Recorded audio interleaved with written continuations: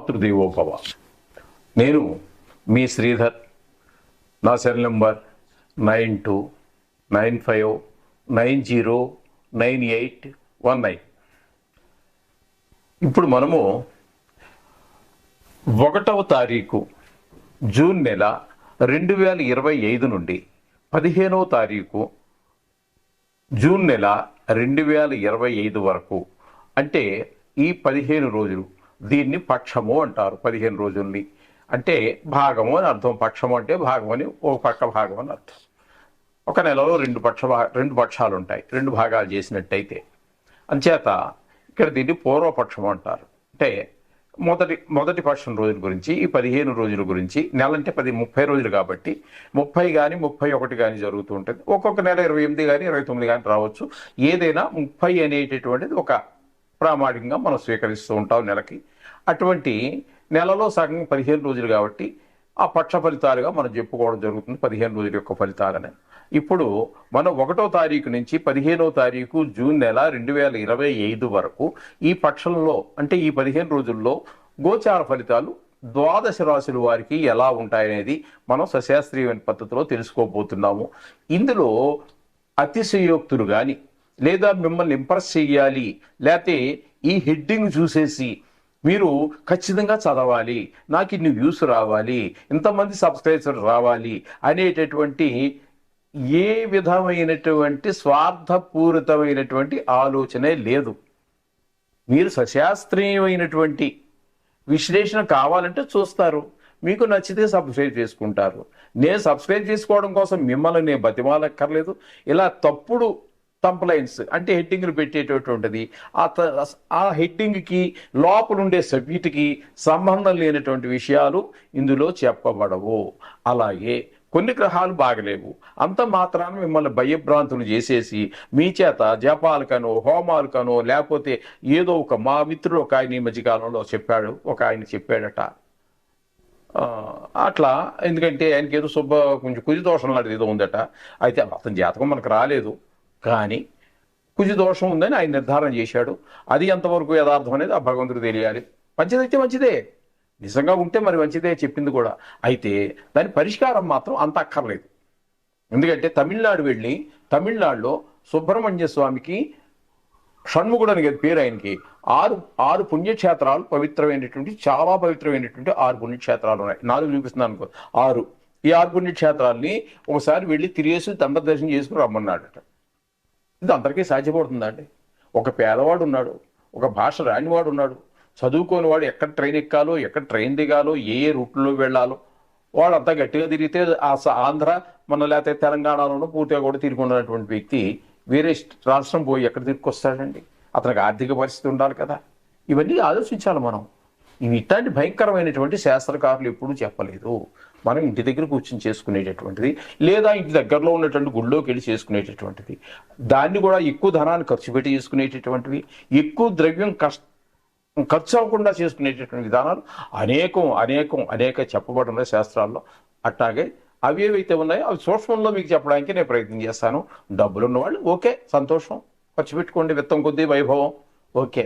ఇప్పుడు మనము ప్రప్రథమంగా తులారాశి వారికి 1వ తారీఖు జూన్ నెల 2025 నుండి 15వ తారీఖు జూన్ నెల 2025 వరకు గోచార ఫలితాలు, ఈ పక్షం రోజులు, ఈ 15 రోజులు ఏ విధంగా ఉంటాయి ఫలితాలు అనేటటువంటిది సశాస్త్రీయమైన పద్ధతులు తెలుసుకునేటటువంటి ప్రయత్నం చేద్దాము. ఇప్పుడు తులారాశి వారికి 5వ స్థానంలో రాహుగ్రహ సంచారం జరుగుతోంది. 5వ స్థానంలో రాహుగ్రహ సంచారం వల్ల శుభ ఫలితములను ఇవ్వజాలడు. ఏం చేత ముఖ్యంగా అశుభ ఫలితాలు ఎవరి మీద ఉంటాయి అన్నట్టయితే, ముఖ్యంగా సంతానం మీద, వారికి చదువు మీద శ్రద్ధ తగ్గటము, ఆటల మీద పెరగటము, తద్వారా ఏవో గాయాలు చేసుకోవటము, కొంచెం ఎక్కువ వయసు ఉన్నవాడైతే చెడు స్నేహాలు పట్టి చదువు మీద శ్రద్ధ తగ్గటము, కొన్ని దురలవాట్లకి ప్రారంభోత్సవం చేయటము, ఇట్లాంటివన్నీ కూడా జరిగేటువంటి అవకాశం మనకి 5వ స్థానంలో ఉండేటటువంటి చెడు స్నేహాల వల్ల మనిషి చాలా పాడైపోతాడు. అందుచేత అటువంటి వాటి మీద ఈ రాహు యొక్క ప్రభావం చూపించే అవకాశం ఉంటుంది. ఇకపోతే 6వ స్థానంలో శని యొక్క సంచారం జరుగుతోందండి. 6వ స్థానంలో శని యొక్క సంచారం చెప్పుకోవాలంటే చాలా శుభప్రదమైనటువంటి ఫలితాలన్నీ ఇవ్వబోతున్నారు. ఇక్కడ ఆరోగ్యం ముఖ్యంగా బాగుంటుంది. మీరు ఎవరికైనా ధనం ఇవ్వవలసి ఉన్నట్టయితే, మీ దగ్గర ధనం ఉండి కూడా ఇవ్వలేనటువంటి పరిస్థితులు ఉండి ఉంటాయి ఇంతకుముందు, వాటిని తీర్చేసి అమ్మయ్య రుణం తీరిపోయిందిరా ఆయన భగవంతుడు అనుకునేటువంటి పరిస్థితులు ఉంటాయి. అలాగే ఇప్పుడు మీరు కొత్తగా రుణం కోసం ప్రయత్నం చేస్తున్నారు, దాంట్లో మీరు విజయం సాధిస్తారు. ఆ సాధించి మీకు రుణం పుట్టినటువంటి ఆ రుణం, ఆ ధనం ఏదైతే ఉందో అది సద్వినియోగం అవుతుంది.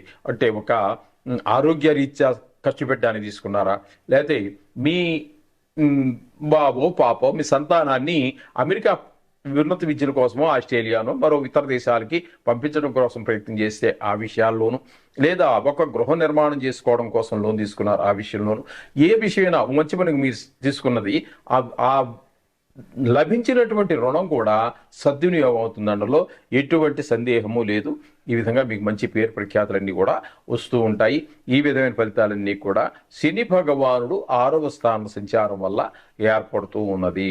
అలాగే శుక్రుని యొక్క సంచారం తీసుకున్నట్టయితే 7వ స్థానంలో అంటే మేషరాశిలో సంచారం చేస్తున్నారు. శుక్ర భగవానుడు 7వ స్థానంలో శుభ ఫలితములను ఇవ్వజాలరు. తద్వారా మీకు భార్యాభర్తల మధ్యన కొంచెం మాట పట్టింపులు వచ్చే అవకాశం ఉంటుంది. అట్లాగే భాగస్వామ్యంలో కనుక వ్యాపారం చేస్తున్నట్టయితే భాగస్వామ్యులకి మీకు కూడా అభిప్రాయ భేదాలు వచ్చేటువంటి అవకాశం ఉంటుంది. అలాగే షేర్ మార్కెట్లో పెట్టేటటువంటి వారికి, ఈ లలిత కళలకు సంబంధించినటువంటి వాటిలో ప్రవేశం కానీ ప్రావీణ్యం కానీ ఉన్నవారికి, సినిమా రంగంలో వారికి, షేర్ మార్కెట్లో పెట్టుబడి పెట్టేటటువంటి వారికి, ఈ టీవీ రంగంలో ఉన్నటువంటి వారికి, సోషల్ మీడియాలో ఉన్నటువంటి వారికి కూడా శుక్రుడు శుభప్రదమైన ఫలితములను ఇవ్వజాలరు. ఈ విధమైన ఫలితాలని శుక్రుడు వల్ల 7వ స్థాన సంచారం వల్ల కలుగుతూ ఉన్నాయి. ఇకపోతే రవి యొక్క సంచారము 14 రోజుల పాటు 8వ స్థానంలోను, తదుపరి ఒక్కరోజు మాత్రం భాగ్యస్థానంలోనూ సంచారం జరుగుతోంది. ఈ 8వ స్థాన సంచారం కానీ భాగ్యస్థాన సంచారం కానీ రవి యొక్క సంచారము శుభప్రదమైన ఫలితాలను అయితే ఇవ్వజాలదు. అలాగే ఇంట్లో పెద్దవారు, తండ్రి సమానులు అట్లాంటి వారు ఎవరైనా ఉన్నట్టయితే వాళ్ళ ఆరోగ్య విషయంలో ప్రత్యేకమైనటువంటి శ్రద్ధ తీసుకోవాల్సి ఉంటుంది. 8వ స్థానంలో ఉన్నప్పుడు కొంచెం పెద్ద వయసు కొంచెం అనారోగ్యంతో ఉన్నటువంటి వారి విషయంలో మరింత 8వ స్థానంలో సంచారం 14 రోజులు మాత్రం మరింత శ్రద్ధ తీసుకోవాల్సినటువంటి, అంటే అట్లా ఇట్లా అటుపక్క ఇటుపక్క అనేటటువంటి అటానా ఇటనా అనేసి ఉండేటువంటి పరిస్థితులు కూడా ఏర్పడతాయి కొంతమందికి. అలాగే కొంత దుఃఖాలు ఏర్పడే అవకాశం ఉంటుంది.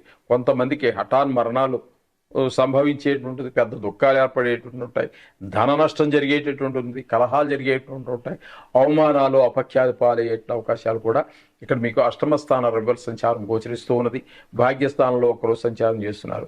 ఆ రోజు మాత్రం కొంచెం మనకి వాహన సౌఖ్యాలు, ఇలాగే గుళ్ళకు వెళ్ళలేకపోవటము, ఇట్లాంటి ఫలితాలన్నీ కూడా మొత్తం మీద రవి యొక్క సంచారం 15 రోజులు 2 రాశుల్లో సంచారం చేసినా కూడా శుభప్రదమైన ఫలితాలు లేవు.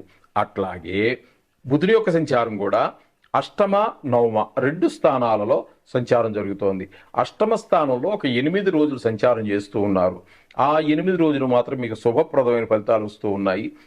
అక్కడ మీకు అంతా బాగుంటుంది, ఆయుర్దాయం బాగుంటుంది, లాభాలు బాగుంటాయి, అలాగే మంచి మంచి పేరు ప్రఖ్యాతులన్నీ వస్తుంటాయి 8వ స్థానంలో బుధుని యొక్క సంచారము. అలాగే 9 రోజుల పాటు భాగ్యస్థానంలో సంచారం చేస్తూ ఉన్నారు. ఆ భాగ్యస్థానంలో సంచారం మాత్రం మీకు శుభప్రదమైన ఫలితాలు అయితే ఇవ్వజాలరు. మీ యొక్క ఆలోచన శక్తి, ఆలోచన సరి అయిన విధానంలో ఉండదు, ఉన్నప్పటికీ దీన్ని ఆచరించలేకపోవచ్చు. అలాగే మీరు ఏదైనా యాత్ర స్థలానికో మరోటో దేనికో వెళ్ళాలనుకున్నా కూడా వెళ్ళలేనటువంటి పరిస్థితి ఏర్పడుతూ ఉంటుంది. ఇకపోతే గురువు యొక్క సంచారం భాగ్యస్థానంలో కూడా జరుగుతోంది. అక్కడనే ఆ భాగ్యస్థానంలో గురువు యొక్క సంచారం మాత్రం చాలా మంచి ఫలితాలన్నీ ఇస్తూ ఉంటుందండి. ఇక్కడ తద్వారా మీకు జరిగేది ఏంటంటే తండ్రి గారి ఆరోగ్యం బాగుండటము, దాన ధర్మాలు, దైవభక్తి పెరగటము, అలాగే మీకు వాహన సౌఖ్యాలు ఉండటము, ఇంట్లో ఏ విధమైనటువంటి ఇబ్బందులు లేకుండా ఉండటము, ఇట్లాంటివన్నీ కూడా పిల్లల విషయంలో కానీ భార్య విషయంలో కానీ అన్ని రకాలుగాను మీకు గురువు యొక్క పూర్తి బలం ఉందని చెప్పుకోవచ్చు. భాగ్యస్థానంలో గురువు అంటే సామాన్యమైన విషయం కాదు. అంచేత చాలా సుఫలితాలన్నీ కూడా భాగ్యస్థానంలో గురువు యొక్క సంచారం 15 రోజులు కూడా చాలా బాగుంటుంది. ఇప్పుడు మనము నిజానికి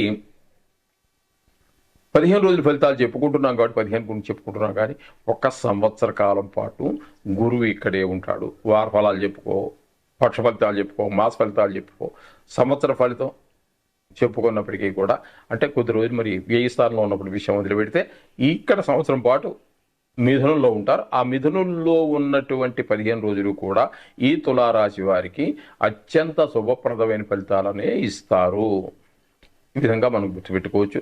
అలాగే అవివాహితులు అయినటువంటి అమ్మాయిలు కానీ అబ్బాయిలు కానీ ఉన్నట్టయితే వారికి కూడా మంచి అవకాశం, వివాహం చేసుకునేటటువంటి అవకాశము, పెళ్లి కుదిరిందనో, లేకపోతే అమ్మాయి నచ్చిందనో, లేకపోతే తాంబూలాలు తీసుకోవడం, ఇట్లాంటివి ఏవో జరిగే అవకాశం ఖచ్చితంగా మనకి గురువు ప్రభావం వల్ల కనబడుతూ ఉంటుంది. ఇకపోతే దశమ ఏకాదశ స్థానాలలో కుజుని యొక్క సంచారం జరుగుతోందండి. కుజుని యొక్క సంచారం దశమ స్థానంలో ఒక 4 రోజులు, ఆ 4 రోజులు ఉద్యోగపరమైనటువంటి చికాకులు ఏర్పడతాయి. ఇక 11 రోజుల పాటు ఏకాదశ స్థానంలో ఉన్నప్పుడు అంతా వ్యాపారంలో కావచ్చు, ఉద్యోగంలో కావచ్చు, అంత లాభం కనబడుతుంది. అందరి యొక్క సహాయ సహకారాలు, సోదరుల సహాయ సహకారాలు అన్నీ ఉంటాయి. ఏ వ్యవహారం మొదలెట్టినప్పటికీ కూడా చాలా బాగుంటుంది. ఇది ఏకాదశ స్థానంలో వచ్చేటటువంటి ఫలితాలు. అలాగే కుజునితో పాటుగా కేతు యొక్క సంచారం 15 రోజులు ఇక్కడే ఉన్నది. ఈ 15 రోజులు కూడా మీకు కేతు ఏకాదశ స్థానంలో ఉన్నప్పుడు అన్ని లాభాలు, అలాగే అన్నదమ్ములు ఒక సహకాయ సహకారాలు, ధనార్జన, వ్యవహారం మొదలు పెడితే అన్నీ అంటే కుజుడు మనం ఏ స్థానంలో 11వ స్థానంలో ఏ ఫలితాలు ఇస్తున్నాడో అంచుమించుగా అవే ఫలితాలను కేతు కూడా ఇస్తూ ఉంటాడు. అంచేత ఈ విధమైన ఫలితాలన్నీ కూడా మనం తులారాశి వారికి చెప్పుకోవాల్సి ఉంటుంది. అయితే చాలా గ్రహాలు అనుకూలత ఉండొచ్చు, చాలా గ్రహాలు ప్రతికూలత ఉండొచ్చు. చాలా గ్రహాలు అనుకూలత ఉందని చెప్పేసి మనం సంబరపడిపోవలసినంత ఇది కూడా ఉండదు. అలాగే ఎక్కువ గ్రహాలు ప్రతికూలత ఉన్నది కంగారు పడద్దండి. ఇది కేవలము రాశి ఫలితాలే, వ్యక్తిగత జాతకము కానే కాదు. వ్యక్తిగత జాతకము నిష్ణాతులైన వారి చేత రాయించుకోండి. ఇవి ఎందుకంటే టెంపరీ అండి, ఇవి మారిపోతూ ఉంటాయి, గ్రహాలన్నీ కూడా మారుతూనే ఉంటాయి. వ్యక్తిగత జాతకం అనేటటువంటిది మొత్తం ప్రథమ శ్వాస నుంచి అంతిమ శ్వాస వరకు ఒక డిగ్రీ కూడా మారదు, ఒక రాశి మారదు, ఏది ఎక్కడికి అది పర్మనెంట్ జాతకం. అది నిష్ణాతులైనటువంటి వారి చేత రాయించుకొని చాలామంది ఉంటారు. ఆ సౌకర్యం మా దగ్గర కూడా ఉన్నది, సంప్రదించవచ్చు. మీ వ్యక్తిగత జాతకం కూడా రాసి పంపించబడుతుంది. మీరు కింద స్క్రోల్ అవుతున్నటువంటి మా నెంబర్తో సంప్రదించవచ్చు. శుభం భూయాత్.